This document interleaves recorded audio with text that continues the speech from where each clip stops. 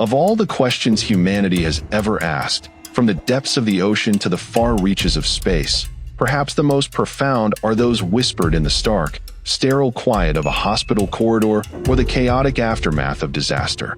How are they alive? The human body, a masterpiece of biological engineering, has its well-documented limits.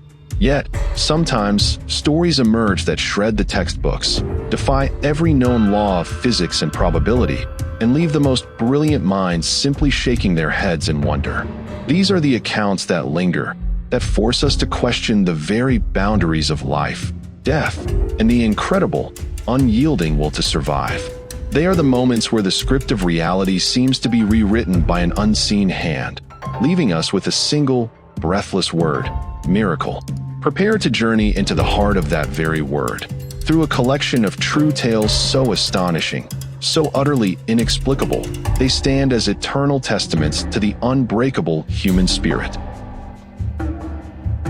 Our first story begins not on the ground, but in the thin, frigid air 6 miles above the Earth.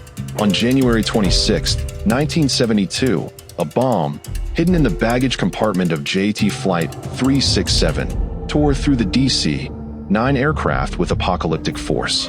The plane, carrying 28 people, exploded over the small Czechoslovakian village of Srpska Kamenice. Metal, luggage, and human lives were scattered across the snow-dusted landscape. For rescuers combing through the horrific wreckage, the work was a grim retrieval of remains. Until they heard it, a faint, guttural moan.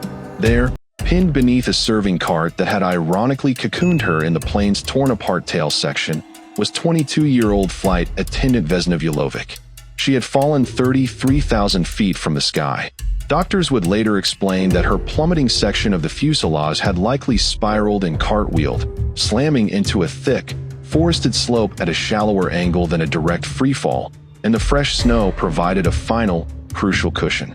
She fractured her skull, broke both legs and several vertebrae, and was temporarily paralyzed from the waist down, but her heart kept beating.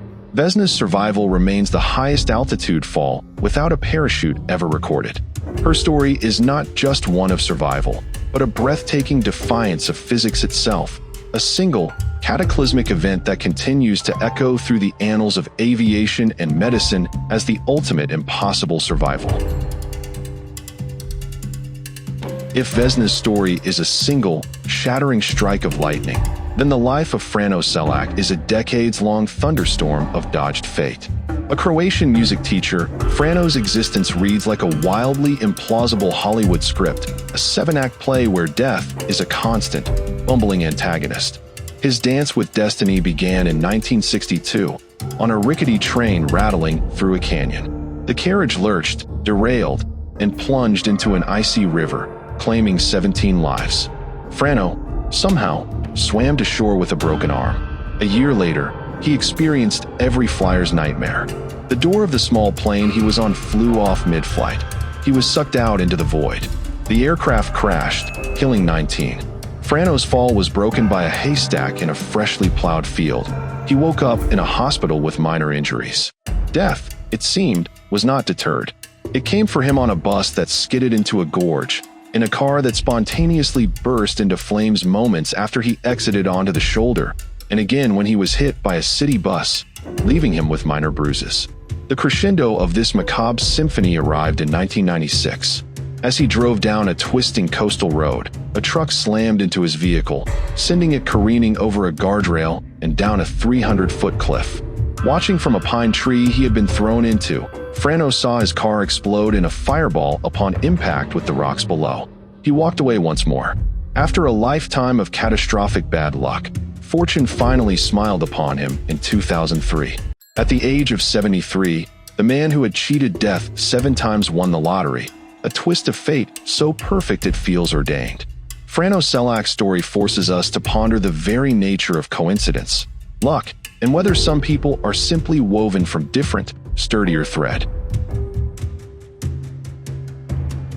Some survival stories captivate us not for their scale, but for their profound vulnerability, the sheer David and Goliath struggle between a tiny child and the immense, indifferent power of nature.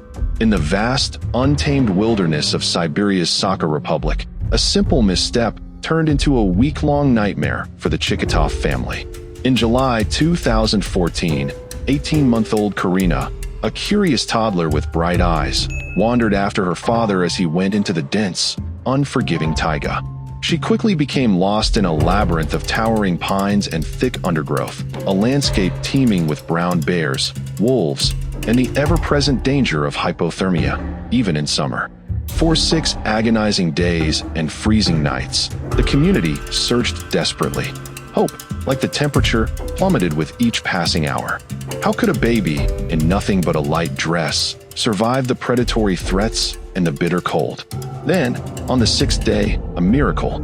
A search dog alerted its handler to a small shape curled up in a patch of tall grass. It was Karina, dehydrated, covered in insect bites, but alive and conscious. Her survival was credited to 2 factors: her loyal dog, Nida, who had stayed with her, keeping her warm at night and likely scaring off other animals, and her own incredible resilience. Nida eventually returned to the village, leading rescuers back to the spot where the little girl waited. The image of this tiny, silent fighter, enduring a week in one of the planet's most merciless environments, is a powerful and moving reminder of the fierce, innate will to live that exists even in the smallest of us. While external dangers like falls, crashes, and wilderness are tangible threats, some of the most breathtaking miracles occur within the body itself, defying the very blueprints of human anatomy. This is the realm of the truly inexplicable, where biology performs a feat so bizarre it seems to belong solely in the realm of science fiction. This is the reality of ectopia cordis, a rare and critically dangerous congenital condition where a baby is born with its heart located partially or completely outside the chest cavity, beating visibly against the open air. For decades, it was considered universally fatal. Yet, modern medicine, combined with an inexplicable biological fortitude, has begun to change that narrative. The cases are rare, each one a monumental event. Imagine the scene in an operating room, a team of dozens of surgeons, nurses, and specialists gathered around a newborn, their tiny, exposed heart fluttering rhythmically just beyond their skin. The delicate, high-stakes surgery to carefully tuck the heart back into the chest and reconstruct the protective sternum and rib cage is a ballet of precision and prayer. The survival of children like Audrina Cardenas in Texas, who has undergone numerous groundbreaking procedures, is a testament to staggering medical advancement. But it also points to a deeper, more profound mystery, a miracle of anatomy, a defiance of biological norms that leaves even the most seasoned surgeons in a state of pure awe, humbled by a strength they can repair but never fully explain. Perhaps the most chilling, philosophically complex, and utterly spine-tingling phenomenon of all is one that occurs not at the beginning of life, but at its presumed end. Medically termed autoresuscitation or Lazarus syndrome, it describes the spontaneous return of circulation after all resuscitation efforts have ceased and a person has been declared dead. It is an event so rare that it feels like a plot twist from the afterlife. The documented cases are few, but utterly compelling. Consider the report from a New York hospital regarding a 65-year-old man who suffered a cardiac arrest. After 45 minutes of advanced life support, including CPR, defibrillation, and medication, the team noted no electrical activity in his heart and no signs of neurological function. He was pronounced dead. 17 minutes later, as his body was being prepared for the morgue, a nurse noticed a faint pulse. He began to breathe shallowly. He was rushed back for treatment and, astonishingly, regained full consciousness within 48 hours.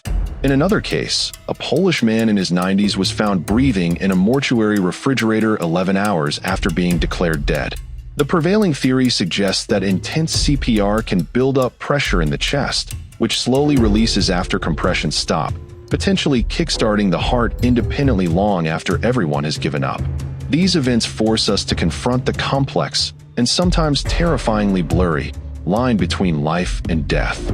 They suggest that even when all signs, all machines, and all expert opinions point to an end, the final chapter may not yet be written, leaving us to wonder if the greatest mysteries are not in the sky or the forest, but within the silent, stubborn human heart itself. From the skies to the forests, from the operating room to the cold silence of the morgue, these stories form a mosaic of the inexplicable. They are the anomalies that puncture the comfortable fabric of our understanding, reminding us that for all our science, our data, and our certainty, profound mystery still remains. They speak of a resilience that is sometimes physical, sometimes sheer, dizzying luck, and sometimes something far deeper, a spark, a will, a force that we cannot yet quantify or name. These are not merely tales of survival. They are profound narratives that speak to the core of the human experience. They are about the incredible strength of the spirit, the bizarre and unpredictable twists of fate, and the enduring, radiant possibility of hope in the face of absolute, certain impossibility. They are the modern miracles that leave us wondering, and perhaps even believing, that sometimes the impossible is just another word for a truth we haven't found the answer to yet.